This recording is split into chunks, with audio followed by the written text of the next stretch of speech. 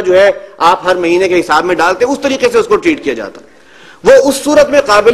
اس کا کرایہ قابل ادا ہوتا ہے جبکہ وہ چیز قابل استعمال ہے، آپ کو دے دی گئی ہے، اور اگر آگے ڈیلیور نہیں ہوئی ہے تو اس کا کوئی کرایہ نہیں ہے، قابل استعمال نہیں ہے تو اس کا کوئی کرایہ نہیں ہے۔ اس کی اونرشپ سے ریلیٹڈ تمام رسک جو ہے وہ اٹھاتا ہے کون؟ جس کی وہ ملکیت ہے، وہ کرایہ پہ دینے والا، وہ اٹھاتا ہے وہ تمام ذمہ داری۔ اب یہ وہ چیز ہے جو کہ آپریٹنگ لیز کا یہ کانسیپٹ اجارے کے کانسیپٹ سے بہت قریب ہے، اس لیے کہ اجارے میں بھی یہی ہے کہ جو شخص اجارے پر کوئی چیز جو ہے وہ دیتا ہے وہ اپنی ملکیتی چیز کی پوری ذمہ داری اٹھاتا ہے۔ وہ چیز جب وہ مدت پوری ہو جاتی ہے اور اس دوران کرایہ اس کو آتا رہتا ہے تو وہ چیز جو ہے واپس اس کی ملکیت میں آتی ہے، اس میں لازم نہیں ہوتا کہ وہ لازماً جو ہے وہ اس کی اونرشپ میں ٹرانسفر ہو۔ یہ اجارے کے بیسک کریکٹرسٹکس ہیں، اگر اس کریکٹرسٹکس کو آپ بائی پاس کر دیں گے تو وہ اجارے سے نکل کر ایک فائنینشیل لیز کی صورت بن جائے گی جو کہ جائز نہیں۔ لہذا اگر کوئی ادارہ جو کہ مال جمع کر رہا ہے لوگوں کا اور اس کی بنیاد پر کوئی کاروبار کرتا ہے، اگر وہ یہ کرتا ہے کہ واقعتاً وہ چیز اون کرتا ہے، اون کر کے اس کی تمام جو ہے رسپانسبلٹی لیتا ہے، اسے رینٹ آؤٹ کرتا ہے، اور رینٹ آؤٹ کرنے کے بعد کانٹریکٹ میں کوئی ایسی چیز شامل نہیں ہے کہ وہ لازماً جو ہے جس کو رینٹ کی گئی ہے اس میں جو ہے اونرشپ میں ٹرانسفر ہوگی، یہ تمام تقاضے پورے کر رہا ہے، تو یہ ایک کرائے کی صورت ہے۔ یہ ویسے ہی ہے جیسے کہ آپ رینٹ کار کرتے ہیں، اس کے اوپر کوئی اعتراض نہیں ہے، رینٹ کار میں آپ گاڑی کی ایک مدت طے کر لی، ایک مہینے کے لیے مجھے چاہیے، اس کا کرایہ طے ہے، اب آپ صرف اس کی یوز کا جو رینٹل ہے وہ پے کرتے چلے جائیں۔ اس کے قریب ترین شکل بنتی ہے آپریٹنگ لیز کی، جو کہ عام طور پر کی جاتی ہے۔ اگر کوئی کر سکتا ہے بینک یہ تمام کاموں کے ساتھ تو کرے، بصورت دیگر اگر اسے فائنینشیل لیز کی شکل بنانا ہے تو وہ آپشن اس کے لیے بھی اوپن نہیں ہے، وہ غلط ہے، اس سے جو ہے اوائڈ کرنا چاہیے۔ تیسری قسم کا جو آپشن اس وقت استعمال کیے جا رہے ہیں جن کا ذکر ہے، جس کا ذکر جو ہے اس رپورٹ میں بھی تھا اور ایک متبادل کی صورت میں بیان کیا گیا، وہ تھا بے مرابحہ، جسے آپ کہہ سکتے ہیں کہ ٹریڈنگ کی شکل میں اور ٹریڈنگ کی صورت سے جو ہے کوئی فائنانسنگ کرنا۔ بے مرابحہ کیا ہے؟ یہ ایک بیع ہے، بیع کی ایک صورت ہے جس کے بیسک کوالیفیکیشن یہ ہے کہ اس میں جو شخص بیچتا ہے اس چیز کو، پہلی بات یہ اس کا مالک ہو، وہ اپنی ملکیتی چیز کو بیچ رہا ہو، نمبر 1۔ نمبر 2،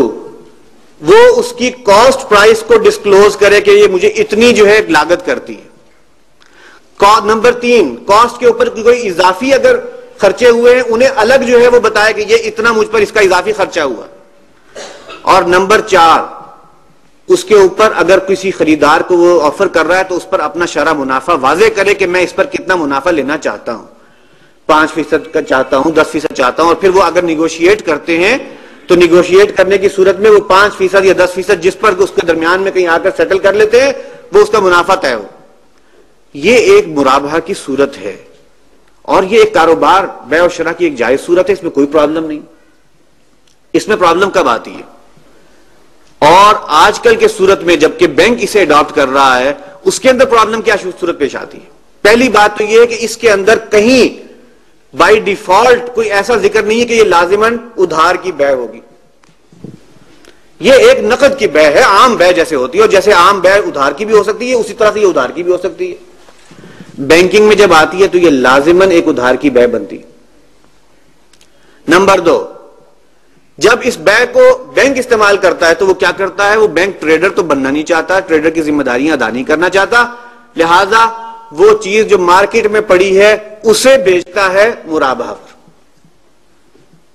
اسے بیچنا مرابحہ پر کا کیا مطلب ہے کہ آپ اصل میں صرف وہ جو فائنینشیل گیپ تھا، کوئی اگر آج کسی شخص کے پاس اس کی قیمت دینے کے لیے پیسے نہیں ہیں اور وہ ادھار پہ جو ہے وہ خریدنا چاہتا ہے، بازار جس سے وہ خریدنا ہے وہ ادھار پر دینے کو تیار نہیں ہے، تو یہ بینک صاحب وہاں تشریف فرمائیں کہ ٹھیک ہے ہم آپ کو وہ خرید کے دے دیتے ہیں، ادھار آپ ہم سے کر لیں اور وہ ادھار جو ہے ہم آپ سے قسطوں میں لے لیں گے۔ سوال یہ ہے کہ کیا بینک نے اس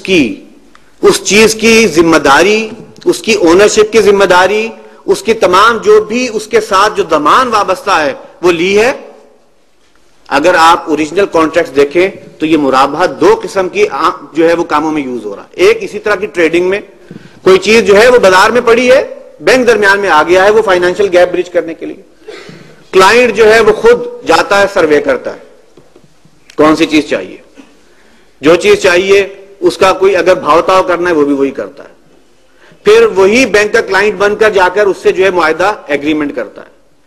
اب وہ اولاً کچھ دیر کے لیے اس کو بینک کے نام پر جو ہے وہ ٹرانسفر کیا جاتا ہے,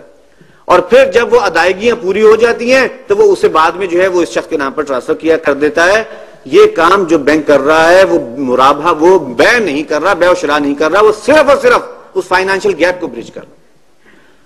اس کی قانونی شکل پورا کرنے سے بات مسئلہ حل نہیں ہو جاتا, بلکہ اس سے مسائل پیدا ہوتے ہیں, کنفیوژن پیدا ہوتی ہیں. لوگ سمجھتے ہیں کہ کیا ہو رہا ہے, یہ وہی کا وہی تو ہو رہا ہے, اس میں اور اس میں فرق کیا ہے. چلو یہ تو پھر وہ ان چیزوں کے بارے میں جن میں ٹریڈنگ ہو رہی ہے. بہت سا مرابحہ کیا جاتا ہے ان چیزوں میں جس کی کوئی ٹریڈنگ ہے ہی نہیں. مثال کے طور پہ کسی کو صرف اپنا ورکنگ کیپٹل چاہیے. اب اس سے پوچھ لیا گیا کہ بھئی آپ کو ورکنگ کیپٹل چاہیے, کیا کیا جائے؟ اچھا آپ کے پاس فلاں چیز پڑی ہے, آپ اسے پہلے ہمارے نام پر بیچ دیں اور پھر آپ ہم سے خرید لیں ادھار پر. اس دوران اور مرابحہ پر ہم آپ کو بیچ دیتے ہیں, مرابحہ ڈیفرڈ پیمنٹ بنیاد پر بیچ دیتے ہیں. نہ دونوں پارٹیز اس چیز کو خریدنا چاہ رہی ہیں نہ بیچنا چاہ رہی ہیں. ضرورت ہے اپنے کیپٹل کے لیے کی اور فائنانسنگ کی, اس کو پورا کیا جا رہا ہے. حضرات یہ وہ چیز ہے جس کے بارے میں ظاہری سی بات ہے کوئی دو رائے نہیں رکھی جا سکتی کہ یہ تمام کا تمام اصل میں ایک غلط انٹینشن کی بنیاد پر کیا جا رہا ہے اور ایک صحیح چیز کو غلط جو ہے وہ صورت میں استعمال کیا جا رہا ہے. لہذا اگر تو یہی کچھ کرنا ہے بینک نے, تو پھر یہ ٹریڈ بیسڈ جو ارینجمنٹس ہیں وہ بینکنگ کے لیے اویلیبل ہی نہیں, اسے پھر بھول جایا جائے. ہاں اگر وہ چاہتے ہیں کہ واقعتاً کوئی تبدیلی کرنا تو پھر وہ ایک ٹریڈر بن جائیں, ایک ٹریڈنگ کمپنی بنے اور وہ تمام جو ہے ذمہ داریاں ادا کریں جو ایک ٹریڈر کرتا ہے. وہ تمام قسم کی ایکٹیویٹیز میں مصروف ہوں جو ایک ٹریڈر کے ساتھ دنیا بھر میں معروف ہیں. تو اس کا امکان ہے. میں چونکہ یہ معاملہ ایسا ہوتا ہے کہ جس کے اندر فتوے کا مسئلہ آتا ہے, فتوے میں آپ کو معلوم ہے کسی چیز کی ظاہری شکل کو فتوے کی بنیاد بنایا جاتا ہے. تو اگر آپ اس کے پیس میل ارینجمنٹس کے ذریعے سے ایک ایک کر کے اس کی آپ الگ الگ کسی چیز کا فتویٰ لیں گے تو وہ فتوے میں ہو سکتا ہے جواز مل جائے. لیکن اگر آپ پورے کانٹریکٹ کو ایز اے ہول سامنے رکھ کر جو ہے بات پوچھیں گے تو وہ کہیں گے نہیں بھائی یہ تو تم جو کر رہے ہو وہ غلط کر رہے ہو. لہذا میں یہ سمجھتا ہوں کہ اس معاملے میں جو بے احتیاطی ہو رہی ہے اس میں جہاں اگر قصور بینکرز کا ہے کہ انہوں نے اس کو جو ہے ایسی چیزوں کے لیے استعمال کرنا شروع کر دیا جو درست نہیں تھی, تو وہی قصور ان لوگوں کا بھی ہے جنہوں نے اس راستے پر لگایا بینکوں کو. اس لیے کہ بینکوں کو یہ راستہ دکھانے سے پہلے لازم تھا کہ بینکوں کو بتایا جاتا کہ یہ آپ کا یہ عمل جو ہے یہ اس صورت میں جائز ہے اگر آپ اس ٹریڈنگ کی تمام ذمہ داریوں کو قبول کرتے ہوئے کام کریں, تب تو وہ اس کے اندر کوئی جواز کا امکان نکلتا ہے. لیکن اگر آپ اس کو جو ہے وہ شیئر نہیں کرنا چاہ رہے, تو میں کروڈ سی مثال میرے ذہن میں آ رہی ہے کہ کوئی شخص جو ہے وہ اپنی خواہش کی تسکین کے لیے جو ہے بدکاری کرتا ہو اور اسے جو ہے راستہ بتایا جائے بھی اللہ نے یہ ایک راستہ رکھا ہے شریعت کے اندر, یہ چیز جائز ہے, اس میں تم یہ کرو, عقد کرو اور پھر ذمہ داری لو اور پھر جو ہے اپنی جو بھی خواہش ہے اسے پورا کرو. اس کے بجائے اسے کہا جائے کہ اسی طرح سے معاملات چلیں گے,